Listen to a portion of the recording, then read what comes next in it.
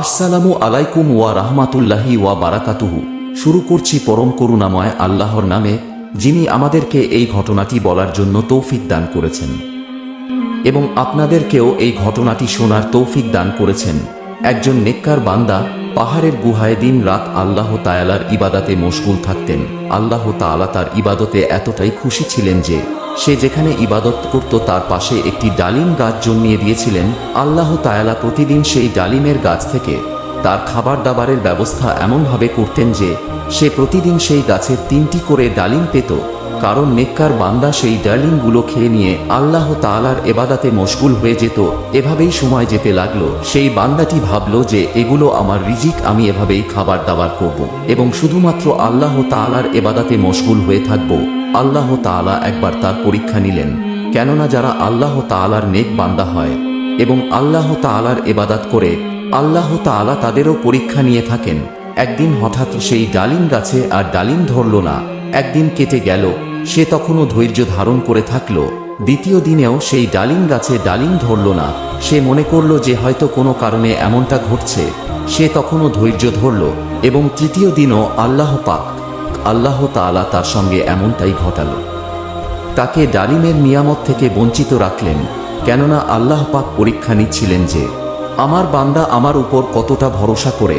সে অন্য কারো কাছে গিয়ে চাই না, এখনো আমার কাছেই চাই। এখন সেই ব্যক্তিটা অনেকটাই ক্ষুধার্ত হয়ে পড়েছিল, অনেক ভয় পেতে শুরু করলো, আর সে আল্লাহ পাকের কাছে না চেয়ে সাধারণ মানুষের কাছে চাওয়ার জন্য চলে গেল। যখন সে তার ইবাদতের জায়গা থেকে বেরিয়ে আসলো, তখন সে একটি বাড়ি দেখতে পেল। সেই বাড়িটি একটি মুসলমানের ছিল, কিন্তু সেই মুসলমান ব্যক্তিটি একটা চোর ছিল। আল্লাহ তাআলার নাম তো দূরের কথা, সে আল্লাহ তাআলার বান্দাদেরকেও পছন্দ করতেন না। তার মানে তাদের জিনিসপত্র চুরি করত। সে শুধু নামে মাত্রই মুসলমান, তার ভিতরে এমন কোন আমলই ছিল না যার জন্য তাকে ভালো ইমানদার মুসলমান বলা যেতে পারে। যাই হোক, সেই নেককার বান্দাটি ভাবল যে আমি এই মুসলমানের বাড়ি গিয়ে খাবার চাইব, কিন্তু আমি তো শুনেছিলাম যে এই ব্যক্তিটি একটি চোর। কিন্তু চোর হয়েছে তো কি হয়েছে, এ সময় তো আমি অনেক ক্ষুধার্ত, এই সময় সে আমাকে সাহায্য করতে পারবে, কেননা এছাড়া আশেপাশে আর অন্য কোন বাড়ি নেই। এ কথাটা ভেবে সে তার দরজায় চলে গেল এবং আওয়াজ দিয়ে তাকে ডাকল। সে চোরটি দরজাটা খুলে জিজ্ঞাসা করল, তুমি কে এবং তুমি কোথা থেকে এসেছো, আর কি প্রয়োজন? তখন সে আবেগ ব্যক্তি বলতে লাগলো, ওপারে যে পাহাড়ের গুহাটি রয়েছে, আমি ওখানে থাকি এবং আল্লাহ পাকের ইবাদত করি। অনেক দিন ধরে আমি সেখানে থাকছি। আল্লাহ তাআলা আমার জন্য সেখানে একটি ডালিম গাছ জন্মিয়ে দিয়েছিলেন, আর সেই ডালিম খেয়েই আমি আমার দিন পার করতাম। কিন্তু হঠাৎ 3 দিন ধরে সেই গাছে কোনো ডালিম ধরছে না, তাই জন্য আমি ক্ষুধায় কাতর হয়ে পড়লাম। আমি ভাবলাম যে তুমি যদি আমার কোনো সাহায্য করতে পারো, তাই জন্য তোমার কাছে এসেছি। যদি খাবার কিছু থাকে তাহলে আমাকে দাও, আমি এখন অনেক ক্ষুধার্ত। তার কথা শুনে চোরের মনের মধ্যে না জানি কি খেয়াল চলে আসলো। সে তারপর বলল, আমি আমার কুকুরের জন্য 4টি রুটি রেখেছি, যদি তুমি সেগুলো খেতে চাও তাহলে বলো, আমি তোমাকে সেগুলো দিতে পারি। ব্যক্তির ক্ষুধা এতটাই জোরে লেগেছিল যে ঠিক আছে, তুমি নিয়ে আসো, আমি সেগুলোই খেয়ে নেব। সেই চোরটি তখন তাকে রুটিগুলো দিল এবং নেককার বান্দাটি রুটি নিয়ে ঘর থেকে বেরিয়ে গেল। ইতিমধ্যেই সেই চোরটির কুকুরটি সেই ব্যক্তিটির উপর ভোগতে শুরু করলো। সে ব্যক্তিটি ভাবল, হয়তো আমি তার রুটি নিয়ে নিয়েছি, এজন্যই সে এমন ডাকছে। সে সেটা ভেবে একটি রুটি কুকুরকে দিয়ে দিল। তখন কুকুরটি সেই রুটিটা খেয়ে নিল। খেয়ে নিয়ে আবার ডাকতে শুরু করলো। সেই ব্যক্তিটি দ্বিতীয়বারও তাকে আরেকটি রুটি দিল। কুকুরটি আবার রুটিটা খেয়ে নিয়ে ডাকতে শুরু করলো। সেই ব্যক্তি এটা দেখে আরও একটা রুটি সেই কুকুরটাকে দিয়ে দিল। আবার রুটিটি খেয়ে নিয়ে সেই আগের মতোই কুকুরটি ডাকতে লাগলো। সেই ব্যক্তিটি এবার ভাবতে লাগলো, এই রুটিটাও যদি আমি এই কুকুরটাকে দিয়ে দেই তাহলে আমার কি হবে, আমি কি খেয়ে থাকব? সেই ব্যক্তিটি এবার রেগে গিয়ে বলল, তুমি এতটাই বেশরম এবং লোভী যে আমি তোমার মালিকের কাছ থেকে এই রুটিগুলো ভিক্ষা স্বরূপ নিয়েছি, আর তুমি আমাকে রুটিগুলো খেতে দিচ্ছ না, বরং তুমি 3টি রুটি আগেই খেয়ে নিয়েছ, আর যে শেষ রুটিটি বেঁচে আছে এটি তো আমাকে খেতে দাও। এতটুকুই তো বিশ্বস্ত হয়ে যাও নিজের মালিকের।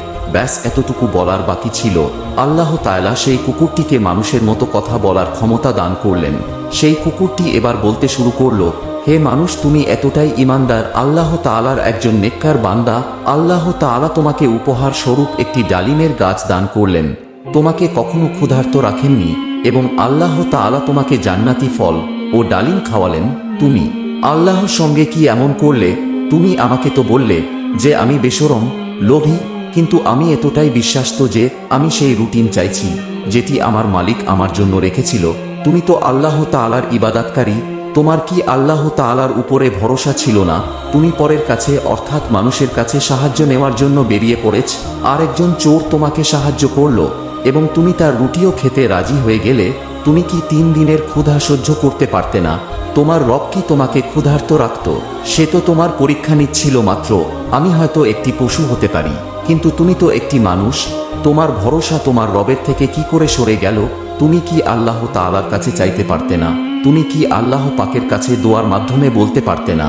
কিন্তু না, তুমি একজন মানুষের কাছে সাহায্য চাইতে চলে আসলে, আর এমন একজন মানুষের কাছে আসলে সে তোমার রবকেই মানে না। এ সমস্ত কথাগুলো শোনা মাত্রই সে ব্যক্তিটি অঝোর নয়নে কাঁদতে লাগলো এবং সে আবার তার পাহাড়ের গুহার দিকে ফিরে আসলো। ফিরে এসে আল্লাহ তাআলার দরবারে সিজদায় পড়ে গেল এবং কাঁদতে কাঁদতে আল্লাহ পাকের কাছে মাফ চাইতে লাগলো। হে আল্লাহ, আপনি আমাকে মাফ করে দিন। হে আল্লাহ, আমি হয়তো এটি ভাবিনি। আপনি আমাকে এই নির্জন জায়গায় কিভাবে খাবার দাবার দিলেন? কোনো মানুষও এখনো পর্যন্ত আমাকে সাহায্য করেনি। আমি যা কিছু পেতাম তা আপনি আমাকে দিতেন। কি করে আমার ঈমান এত ছোট হয়ে গেল?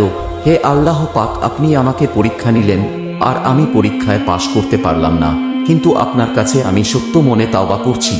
আমি আপনার কাছে ক্ষমা প্রার্থনা চাইছি। হে আমার রব, আপনি আমাকে ক্ষমা করে দিন। আপনি তো পরম দয়ালু রহমানুর রহিম। সেই ব্যক্তিটি এভাবেই আল্লাহ পাকের কাছে কান্না করতে করতে মাফ চাইছিল। আল্লাহ পাক আল্লাহ তাআলা সেই বান্দার উপরে রহম করলেন এবং সেই ডালিম গাছে আবার ডালিম ধরতে শুরু করলো। আল্লাহ তাআলা জান্নাতের সেই নিয়ামত আবারও তাকে দান করলেন।